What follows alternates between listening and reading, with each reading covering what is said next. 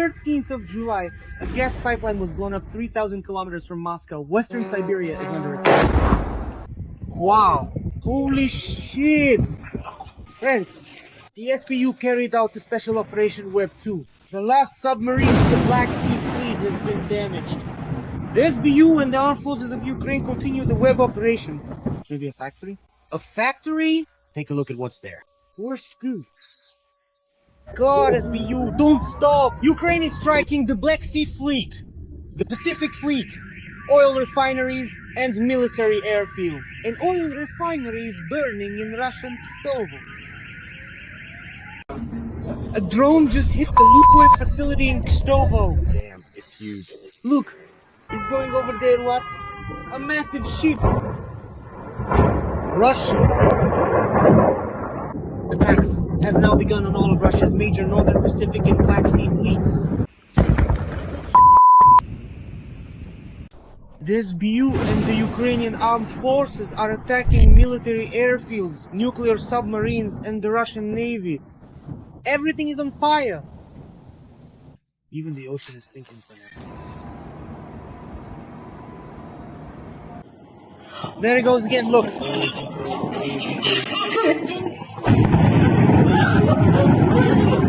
No Russian naval fleet can effectively hide from the relentless Maluka sea drones and the vigilant SBU. We'll discuss all this with top analyst Alexander Demchenko right now.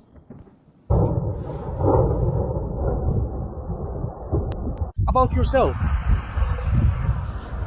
Was that a flyover? The special operation by the Ukrainian armed forces, SBU and UR continues. Gas pipelines have been blown up 3,000 kilometers from Moscow. Western Siberia is under attack. Ukraine is striking the Black Sea Fleet, the Pacific Fleet, oil refineries, and military airfields. Last night, the oil refinery in Russia's Kyiv was burning and is still burning. There are powerful explosions and fires there. This is a new phase of the war, and it is already being felt in Moscow. Moreover, at the end of this month, Germany is supplying Ukraine with secret superweapons missiles that can reach Moscow and St. Petersburg. Thousands of drones are attacking Russia, Moscow, and St. Petersburg. And this is only the beginning. Oh! Nights in Russia are like a war zone. Here comes the second UAV. A lot of them are flying toward the city. It hit hard and landed right on target. Oh, the second one. Nah. Seriously. So, that's it. Now the third one is on fire.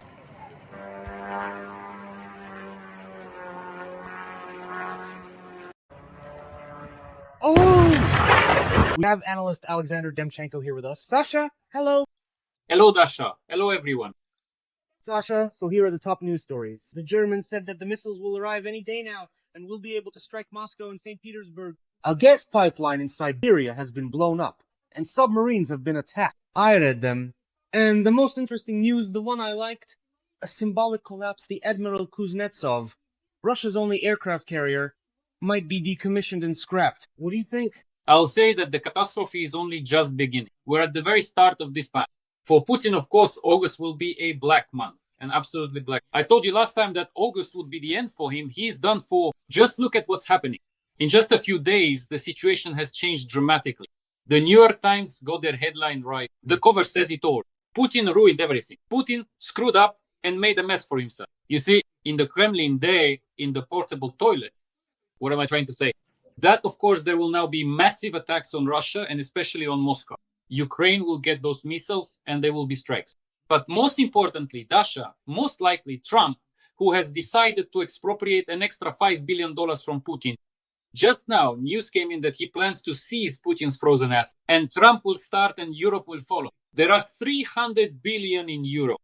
So most likely Trump has already given Ukraine attention, has already given Ukraine the green light to strike Moscow, to hit decision-making centers with missiles. Now, out of nowhere, Patriots will start arriving from Norway and Germany. 3 units. Interesting. And who gave permission? Wasn't it the Americans? At the same time, Germany will hand over long-range missiles to Ukraine, which for a very long time, were prohibited. Attention! And who gave the green light for this, if not Washington? That's why Putin is now in for a series of the harshest surprises. the Ukrainian military, the armed forces of Ukraine, have already avenged that 1-year-old boy from Kherson by killing all those who destroyed that poor innocent child. I will probably remember for the rest of my life this image of the burned down sports arena will always be before my eyes. All those people who killed have already gotten what they deserve. Now there will be a very tough response for absolutely everything, because this past week has shown every Trump in the White House, all of Washington, and the Europeans that it's time to put an end to Putin. It's time to finish with Putin. Now, Siberia is on fire, and there are explosions at gas pipelines. These are the pipelines that supply military units and military factories. We need to explain what kind of gas pipelines are these. These are the lines that supply gas production, which in turn directly powers Russia's defense enterprises. They have been blown up. This is ours. This is us. Just think. To what extent do you have to lose your mind and play with fire so that now all of Siberia is burning, and not for the first time? So that in Azerbaijan there will be a NATO base. In Finland there are NATO bases. In Ukraine there are British and French armies. And after the ceasefire, which he is being forced in, troops from 28 NATO member countries will enter Ukraine. Well, you see, when I look at this, I just as what I realize. Either Vladimir Putin is a CIA agent and is simply handing over his country to America, or there's going to be a coup in the Kremlin very soon, maybe even starting in August, because no one has ever given away Russia the way he's giving away Russia. No one has ever given away Russia like this, you understand? He's just giving everything away, absolutely everything. If NATO look, Putin fought to make sure that NATO bases wouldn't be stationed on Russia's borders, so that the minimum flight time to Russia would be 7 minutes. Now, the flight time to Russia is already 2 minutes. NATO troops are already on Russia's borders. The NATO army is already practically stationed near St. Petersburg. It has surrounded it. Do you understand? They're putting St. Petersburg under encirclement, under blockade. So what? And what?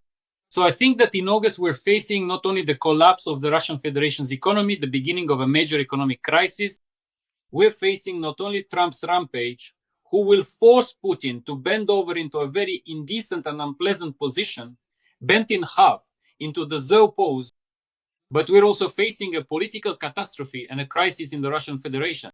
I think that a coup d'etat, perhaps even a military one carried out by a military junta, is not far off. I'm curious, Sasha, our audience, give this video a like, and in the comments, write who you think will carry out this military coup. Comment. Let's go. Sasha, who is even capable, mission impossible of pulling this off? I almost said Vladimir Rudolfovich Solovyov. Lately, he's been talking about Trump's pout quite a lot. He has some very strange fantasies. I don't know, Dasha, do you ever dream about Trump's pout? Personally, I don't know why Vladimir Solovyov dreams about it. He needs to be dreaming about Putin's ass and his lips. What do Trump's lips have to do with anything? There are some really strange fantasies going on there. But by the way, I can't help but think that Solovyov is a sleeper agent for Malyuk, a sleeper agent for the Ukrainian security services. He's supposed to wake up and destroy their main boss, the head of the mafia, Putin. Seriously, though, if we're being serious, what we've seen lately, I mean the murder of Starovoa, the minister of transport in Russia. Yes. This changed everything completely. Now, the Shemezov clan is already under threat and will continue to be. This whole story with the wreath, when Putin sent a wreath, Rhode Island and Novosti reported it, Peskov confirmed it, then Putin said he hadn't sent anything. RIA Novosti deleted the report. Peskov shaved his mustache and said Putin hadn't sent anything. And 9 officials, led by Kemzov 9 ministers, with Kemzov the head of Rostec, and until recently one of Putin's closest allies, at the forefront showed up at the funeral, making it clear that this was a blow to their clan, to Kemezov's clan, to the clan of that Silovik who opposes Patrushev and Sechin and speaks about the need for reconciliation, about a pause in the so-called war. This means that the hawks have set their sights on those so-called peacemakers. And now there will be a major showdown. At least half of Russia's elite will be wiped out in the near future. There will be big bloody purges. Putin will be killing, throwing people out of windows, imprisoning, whatever you can imagine. He's going to do it now. And this Kemezov clan, I think these 9 ministers who voted with their feet and staged this kind of mini mutinya public humiliation of Putin'S, were directly protected by Rothenberg and Kemezov, whose transport revenue streams were seized today and transferred to the Kovalchuks and directly to Putin himself, yes, putting all that money from the Russian Ministry of Transport straight into his own pocket. I think that now a massive purge will begin, and at least half of Russia's elite is currently under threat. And now, attention, the question is who will get whom? Putin has already made the first move. Putin has struck a blow. Putin has struck a blow against certain Kremlin factions. Now, a blow will come from them. Now, the other side will strike back. So we will find out who will be left standing in the end. I think that Putin will now resort to absolutely repressive methods. The entire repressive apparatus, the whole Lubyanka, all the security forces will be mobilized. But the question is, who will stand against him? I suspect that there will now be very large-scale mass crackdowns. It will simply be a bloodbath in Moscow, near the Kremlin, with the whole Kremlin being turned upside down. I don't know, Dasha, whether we'll wake up to the news that tanks have entered Moscow, that Putin has lost communication, that the Kremlin is without power and surrounded, and that a military junta has taken power with the money of certain Russian oligarchs and certain Russian security officials. But it seems to me that there will now be very large purges in Moscow and a real bloodbath because the board has been flipped, because Putin has done something that no one has done since the days of Stalin. There was an unspoken agreement right after Stalinot to destroy your own, not to destroy your own. Putin decided to take everything and reshuffle it. The problem is that if these same people don't stop him now, don't neutralize, remove, or destroy him, however it may be, whether they send him off to a Dasha, seal him up in a bunker, in a portable toilet, or remove him, whatever it takes. If they don't deal with him now, he will simply destroy them all. So now we are watching Russia very closely. There will be major showdowns. There are big bloody mess in Moscow in the near future. Sasha, there was a very interesting story when for 3 days in a row we attacked Moscow and St. Petersburg with drones. After that, Russian war correspondents wrote that they had information that Ukraine was preparing a strike with 1,000 drones on Moscow and St. Petersburg. Then Nevzorov reported that Moscow's air defense system Pantsir had started attacking a civilian airplane. Now, this information hasn't been confirmed, but it did appear, and they are jamming communications, jamming the internet. And here's the main question. Could Putin stage a terrorist attack in Moscow and St. Petersburg? Could they shoot down their own plane? And why are they jamming communications? And could this also be a trigger for certain turbulence or terrorist attacks orchestrated by Putin himself or the FSB? They are jamming communications because everyone thinks this is how they fight against unmanned aerial vehicles, against drones. In reality, they jam communications so all of Moscow and big cities know and see nothing. This is just another thing they do. Obviously, this jamming of communications doesn't really help them much. That's the first point. The second point, as for this particular strike, we've talked about this for a long time about the passenger plane, the Belarusian one, by the way. Dasha, we've discussed for a while now the fact that Vladimir Putin and his agencies, the security services, the FSB, Lubyanka, and others are preparing a series of mass terrorist attacks on the territory of Moscow. This signal, when a drone fell near Vnukovo, in a courtyard close to Vnukovo airport, when people were kept waiting, not allowed to leave, and there was a carpet plan in place, they weren't allowed outside the airport, not even beyond the airport grounds. That is not just the terminals, but the entire airport ground. So what we're saying is that, yes, a terrorist attack is being prepared, most likely targeting airports. Most likely, all these key airports like Sheremetyevo, Domodedovo, Zhukovsky, Vnukovo, Pulkovo are under significant threat. Most likely, yes, they are planning to destroy a passenger plane on their own territory, preferably a foreign one. They destroyed the Azerbaijani plane and tried to pin it on someone else. It didn't work. Now they tried to pin it on the Belarusian plane. It didn't work either. They're preparing for it. They're preparing some kind of series of sabotage acts, provocations, blowing up planes, destroying them, shooting them down, destroying airports, like when one of their anti-missiles falls on an airport, killing thousands of people, to blame it on Ukraine, to escalate the war, to intensify the situation, to force everything, and cancel the contract-based mobilization, switching the army to a conscription mode. There's no point in paying the cannon fodder anymore. That's what they've already calculated in the Kremlin. The truth is, they don't have any money. They don't have money to keep the war and defense going in the current mode until the end of this year. So now they have a choice. Either give their people money or send these people as cannon fodder for free, risking their own regime in the process. But at the same time, giving money to their security forces, because Vladimir Putin's regime is built on the security apparatus. That's the second point. Third, When he struck the Belarusian plane, you know what I thought, Dasha? That was actually a kind of signal to Lukashenko. We could wake up one fine day and for no apparent reason, Russia's air defense forces, their anti-missile systems, could just strike, especially since they have them in Belarus at a Belarusian plane, at the plane of the head of state, at Lukashenko himself. Lukashenko doesn't want to directly fly, sorry. He doesn't want to directly help Putin in the war. Well, what does it mean to have? To openly enter the war? He doesn't want to send his army against Ukraine or directly against the Baltic countries. Yes, he lets Putin's German drones pass through his territory to the Lithuanian border, where they explode right before reaching Lithuania. But he doesn't want to take too many risks. He doesn't want to risk it because he understands as soon as Putin starts some kind of war with his help, Lukashenko will be ousted. Lukashenko, his family, his inner circle, they will lose all their money, all their property, and no one will help them. He won't have time to escape to Saudi Arabia or the United Arab Emirates or China, where he's been moving his money lately. That's why I wouldn't be surprised if Putin threatens Lukashenko like this. We recently discussed a very strange, some kind of strange coincidence, right? When the Azerbaijani plane was shot down, and at the same time, the plane of Azerbaijan's leader, Ilham Aliyev, was taking off. Now, there's also an interesting situation on a Belarusian plane. So is this a signal to Lukashenko or not?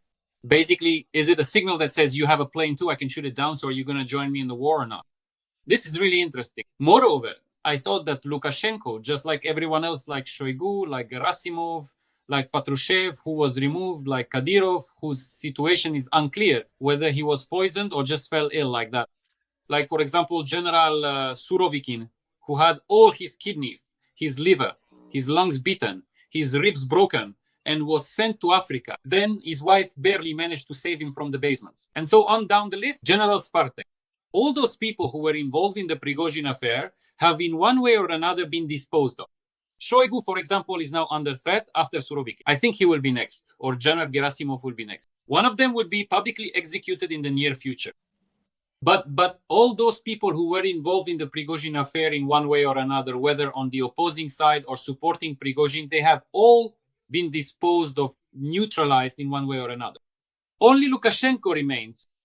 And I think that now Putin will actively go after Alexander Lukashenko. And right now, this is not beneficial for Ukraine, because what is definitely not needed is for Putin to officially install his own Gauleiter in Belarus, some lieutenant colonel or colonel, another security officer, who would then directly orchestrate the entire war from that territory. This is something that absolutely no one needs, not Ukraine, not Europe, not NATO, not America. And it's not for nothing. It's not by chance that Kellogg visited Belarus.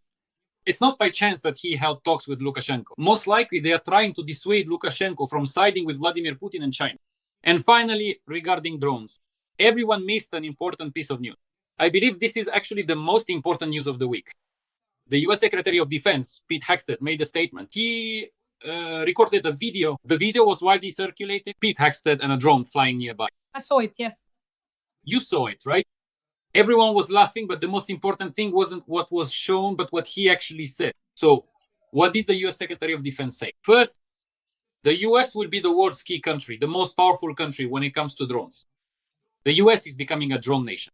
Second, 3 additional huge drone testing grounds are being opened in America. And third, the most important point, for the US, small drones are now considered munitions, just ordinary ammunition. This means they are not counted, that they can be used, replenished, and, well, so to speak, and they are not considered a separate type of weapon. In other words, they can be written off without issue. It doesn't matter how many strikes you make or how many of these drones you use. What does this mean in practice? That Ukraine will eventually receive millions of these drones, millions. And so, as you ask, thousands of drones will fly toward Moscow. Tens of thousands of drones will be flying all over Russia. There is no other option. Right now, Vladimir Putin, with the help of the Chinese and North Koreans, is also receiving artillery shells. Just recently, South Korea reported that North Korea has already sent Putin 12 million artillery shells, if I'm not mistaken.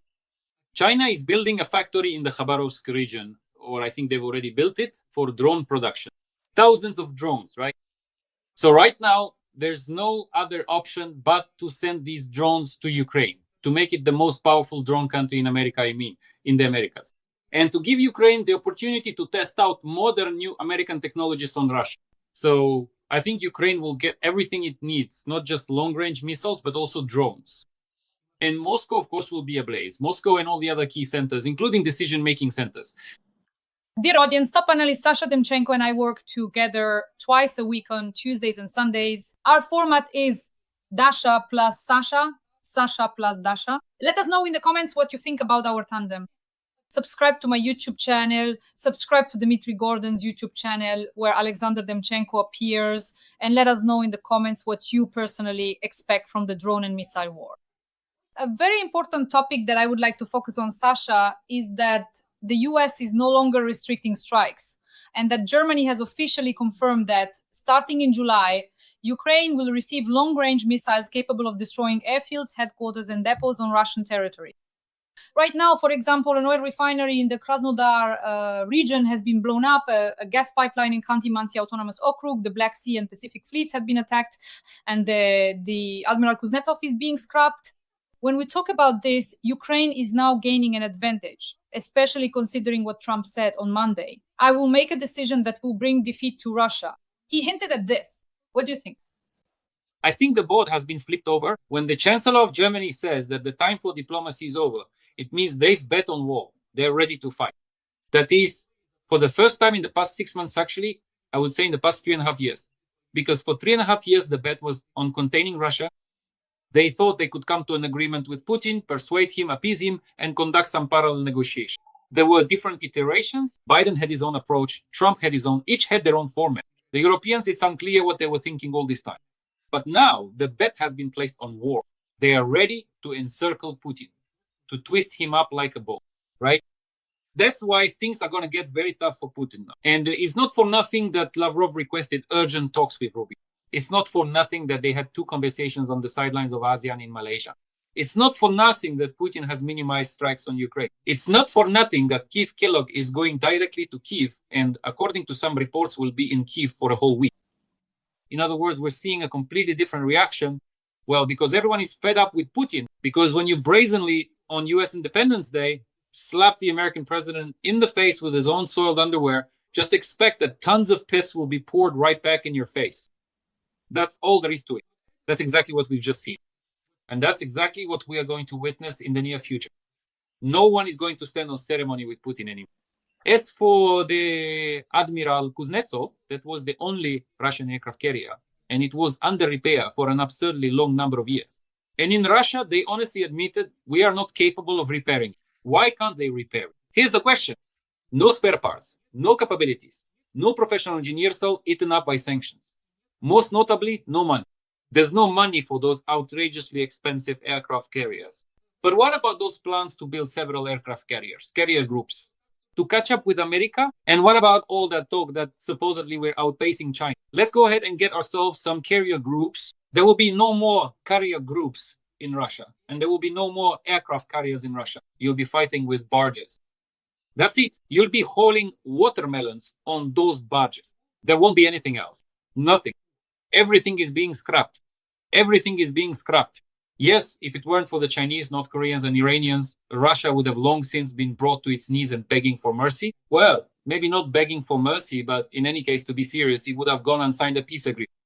China is helping, the North Koreans are helping. Iran isn't helping as much anymore. They've already seen what Vladimir Putin's word is worth, as he now brazenly wants to take Iran's nuclear technology and transfer it to himself. That's the kind of peacemaker he is. How about we give Iran another Budapest memorandum, this time performed by Putin, you see? We'll take the nuclear technology, move it to Moscow, to the Kremlin, so you can have another red button, or so that red button gets even bigger. But no matter how you look at it, Dasha, all of this shows that Putin doesn't have any money. The budget deficit is already at 4 trillion. They say that if Trump imposes sanctions, the deficit will be 7.5 trillion. That's an enormous amount of money. Moreover, Gazprom has $1 trillion in debt, it's bankrupt. All of Russia's key enterprises are bankrupt. Every third car dealer in Russia is out of business. A third of taxi drivers in Russia are already out of work. The mortgage market has dropped exactly threefold. Putin has devoured $350 billion, already 15% of his economy. Hellish sanctions will take out 30 to 40% of his economy. Oil production in Russia has fallen by 30 to 35%ers. No revenue in the budget. What are we even talking about? What are we talking about? Putin has no money, but he still needs to feed his security forces. And what does that mean? First, it means he will start cutting, stop giving out money, stop paying, stop making payments to his cannon fodder. That's the first thing. Second, it means that Vladimir Putin will simply reshuffle his entire top leadership. He will shake up this leadership, redirect the financial flows to his own family, to his inner circle, taking these flows away from his oligarchs. Just recently, they took a gold miner, one of the most important Russian oligarchs, and took away his Ural gold mining enterprise. They're already taking the gold. They're already taking the agriculture. What are we even talking about? Putin doesn't have any money. He has to find this money somewhere. He needs to get this money from somewhere. And he will take this money from the Russian people. That's all there is to it. So this whole mess will be over. If Trump, not just in words, but in action, puts Putin in a really tough spot, the war will end soon. Right now, Trump has the power to change everything and turn the whole board over. I hope that the board will be completely flipped. And Putin is very scared right now. He has finally realized that he went too far. And he shouldn't have done that. Sasha, I want us to spend the last 5 to 8 minutes talking about Trump as well. But before that, there's an important topic, the Kerch Bridge, the Crimean Bridge, occupied Crimea. This is very important considering that now the Germans will provide us, as I understand it, that with German money, we have produced our own weapons and so on, and it will be ready by the end of this month. Will the new weapons strike the Kerch Bridge, or will the Taurus, Storm Shadow missiles, or long-range Neptunes damage the Kerch Bridge enough for it to be a very serious political and military blow to Putin? Listen, the destruction of the Kirkuk-Crimean Bridge is inevitable. Anything that's unsightly, that doesn't fit architectural design, that was built according to Stalinist templates, must be destroyed and will be destroyed. You understand, Dasha? Here's the situation. There is no other option but to drive out the Russian Black Sea Fleet, Russian bases, and Russian military from the territory of occupied Crimea. As soon as Putin loses Crimea, or everyone realizes that Crimea is under threat, this regime will immediately collapse. Everyone is well aware of this. Yes, so when he is now transferring weapons, anti-missile, anti-aircraft systems, and so on from the Donbass, which he and his criminal troops have occupied, to the territory of the Crimean Peninsula, he is demonstrating two things to everyone. First, that he is short on weapons. Second, that Crimea is the most important thing for him. If we consider all the occupied Ukrainian territories well, aside from the whole of Ukraine, but the British have already written that he would have to wait 99 or 100 years, and he won't live to see that. That's an obvious. I think his family will poison him with those little pills, and they'll carry on his life. Next. You see, this also shows that he doesn't care about the occupied territories or any of those people.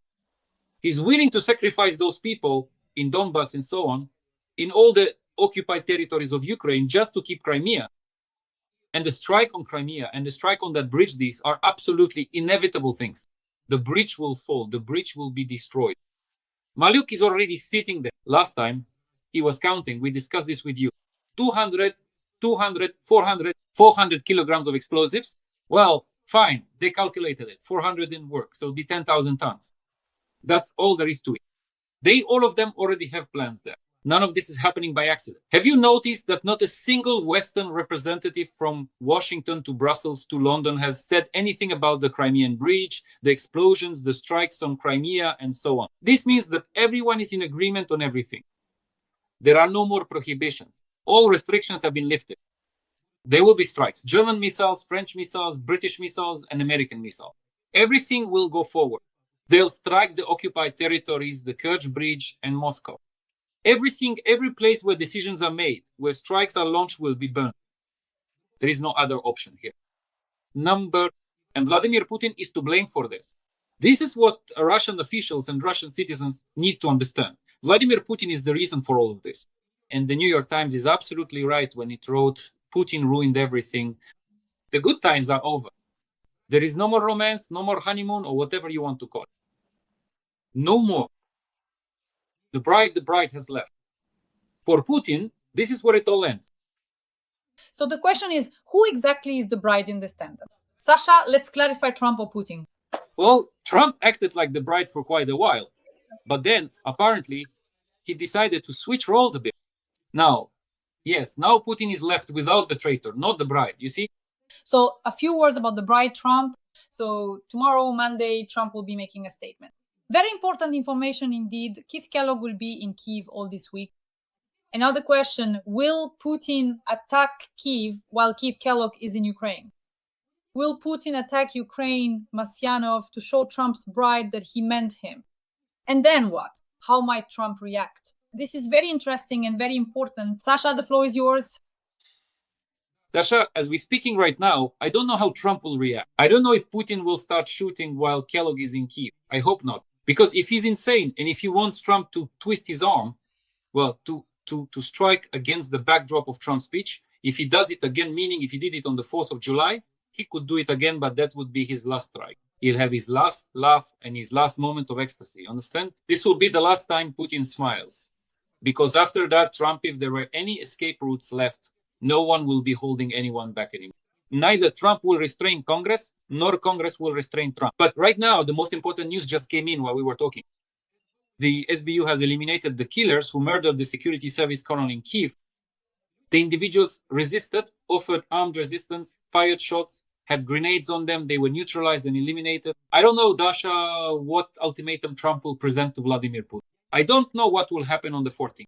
I don't know, and nobody knows what's going on in Trump's head. But I do know for sure that right now, an ultimatum has effectively been issued by Malyuk.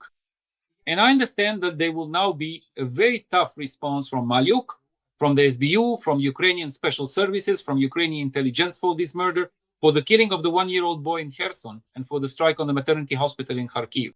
I don't know what must be going on in the minds of those scoundrels who give the orders and fire at maternity hospitals where women are giving birth. First it was Odessa, now it's Kharkiv. Lately, they're already striking maternity hospitals.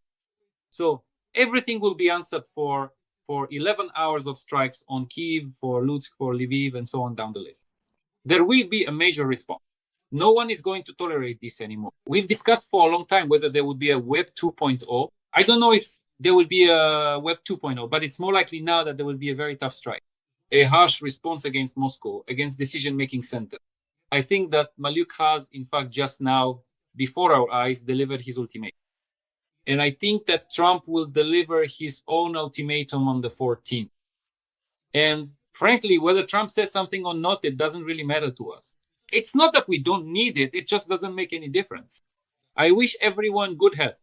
I'll literally say a few words to comment on one event. This morning, the Security Service of Ukraine carried out the detention of an agent combat group of the FSB of the Russian Federation, who had been sent to Ukraine in advance, and 3 days ago committed the murder of an SBU officer, Colonel Ivan Ivanovich Voronich, our esteemed comrade, as a result of covert, investigative, and active counterintelligence measures. The enemy's hideout was discovered, and in the morning, active operations were carried out to detain them. They began to resist, there was an exchange of gunfire, and they were neutralized. I would like to remind you that there is only one ultimate prospect for the enemy on the sovereign territory of Ukraine, and that is accordingly certain death. In addition, I want to sincerely thank the dedicated officers of the Criminal Investigation Department for their exceptional professionalism and unwavering support. The head of the Security Service of Ukraine has made a statement. Please, while the trail is still hot, dear audience, we have shown it. Sasha, please. Yes. So what I'm saying, Dasha, is that, first of all, this is already a clear and obvious signal from Malyuk that there will be a response, and a very tough one, and specifically in Moscow. And I think that in Moscow, they understand this perfectly well. Secondly, regarding Trump, continuing this topic, look, I don't know what Donald Trump will say, but whatever he says now, we are already seeing action. The green light has been given. All obstacles have been completely removed. Missiles are on their way. Drones will follow. And not just a few millions of drones, dozens of missiles, hundreds of missiles will be launched. And there will be strikes. This is already inevitable. This is already a given. It doesn't matter how Trump will use the money. The money will go, Patriots will go, shells, ammunition, missiles, weapons, everything will go. There are no more illusions in Washington regarding Vladimir Putin. There are no illusions that Vladimir Putin might agree to peace. He will be forced, and most likely he will be forced this year. And maybe even sooner than we can imagine. Sasha, to sum up, a very important topic is actually the statement that for the first time since taking office, Trump is considering the possibility of allocating new funding for Ukraine. According to CBS News, this is $3.85 billion from the authorities that remain with the Trump-Biden administration. Moreover, Trump, as you mentioned at the very beginning, may allocate new funding to Ukraine of $5 billion from frozen Russian assets. But here's the main point. Is this the maximum, or will the Senate still pass by the end of July the bill on severe secondary sanctions against Russia, meaning sanctions on all countries that buy energy resources and raw materials from Russia? The sanctions will be adopted with Trump's amendments directly. Trump will have in his hands the tools and mechanisms with which he can put pressure on China, India, and a number of other countries that buy from Russia or directly help Russia carry out black market schemes and the transfer of dual-use goods, both military and civilian, into Russia and so on. In other words, the flows will be shut down, the shadow fund will be closed, for the most part it will be closed. I assume they'll loosen the valves a bit in America and Saudi Arabia, and they'll deliberately crash the oil price. What else is very important, Dasha? So that's regarding the sanctions. There will be sanctions. There's no need to worry here. There will be sanctions. Trump will have the authority, Congress will approve everything, and so on. There will be sanctions. As for weapon systems, we need to understand that Trump has crossed a certain Rubicon. That was a red line for him. He didn't want to cross that line. He didn't want to send anything. He had already tried. He called Vladimir Putin 6 times, but nothing worked out. He proposed a meeting to Putin, but nothing worked out. He sent envoys to Putin officials, the Secretary of State, back then also the head of his Security Council. His intelligence officer, Shea, sent absolutely everyone. Nothing worked. Nothing. When we now discuss the issue of providing weapons to Ukraine, because in parallel to this, Trump, aside from Biden's package, is also allocating hundreds of millions of dollars to Ukraine from his own side. He is sending one Patriot system himself, and Norway and Germany, after coordinating with Trump, are sending another 2 or 3 Patriot systems. This is very expensive weaponry. This is the kind of weapon that recently saved Israel and will save Israel more than once in the future. So, Dasha, we are talking about a very important component right now. Donald Trump, the president of America, has crossed the red line for himself. He has crossed the Rubicon. We are talking about the fact that for the first time, Trump began providing Ukraine with very expensive weapon systems, very costly weaponry. This is just the beginning, and it is extremely important. In other words, this step has been taken. From now on, he will not turn back from this path. And this will directly affect the entire war, the course of hostilities, not in Putin's favor. Once again, friends, this is fine. The board has been flicked. Now everything is in Trump's hands. But one more very important point. No one is going to play games with Putin anymore. And Putin finds himself in a very difficult, I would even say, stalemate situation. August will be a black month for Russia and for Putin. And we are getting closer to it. A brilliant analysis from Alexander Demchenko. Friends, our tandem Sasha plus Dasha works twice a week on my YouTube channel, Dasha Shaslivaya, that's Tuesday and Sunday, and on the Mitro Gordon's YouTube channel, Wednesday and Monday. So watch us and give us a like. Write a few kind words about our tandem. It means a lot. We work for an audience all over the world so that they know the truth about Russian aggression. Sasha, thank you so much, and see you this Tuesday. Until next time. Bye.